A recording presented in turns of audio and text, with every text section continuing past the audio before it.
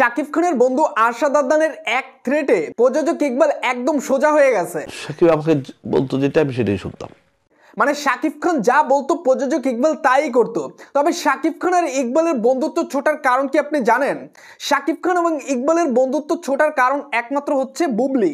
কারণ ভাই ব্রাদার আপনারা অনেকেই জানেন যে প্রযোজক ইকবাল সাহেব তিনি রিভেঞ্জ নামে একটা সিনেমা করতেছে, যে সিনেমার নায়ক হচ্ছে রোশান এবং বুবলি। যে সিনেমার সময় প্রযোজক ইকবালের সাথে বুবলির একটা সুসম্পর্ক গড়ে ওঠে এবং পরবর্তীতে শোনা যায় প্রযোজক ইকবালের সাথে বুবলির প্রেম রয়েছে, যে কারণে মূলত ইকবালের সাথে শাকিব খানের দূরত্বটা তৈরি হয় এবং তখন থেকে কিন্তু বুবলির সাথে শাকিব খানের সম্পর্কটা খারাপের দিকে যাচ্ছিল, যে কারণে পরবর্তীতে ডিভোর্স হয়ে গেছে।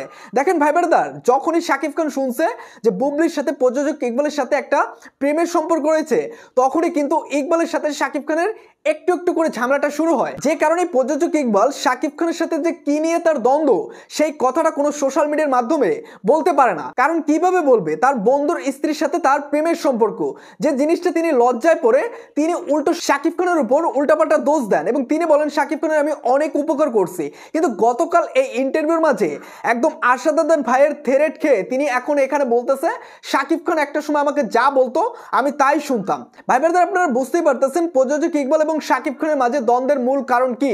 বুবলি হচ্ছে একমাত্র মূল কারণ। এবং বুবলির নামে যে এত পরকীয়ার নিউজ আমরা শুনতে পাই, এটা তো আপনাদের এখন বিশ্বাস হওয়ারই কথা যে বুবলির সাথে ইকবালের একটা সম্পর্ক ছিল। তো ভাই ব্রাদার এই যে প্রযোজক ইকবাল এবং বুবলির বিষয়ে আসলে আপনাদের কি মন্তব্য হচ্ছে অবশ্যই কমেন্ট করে জানিয়ে দেবেন।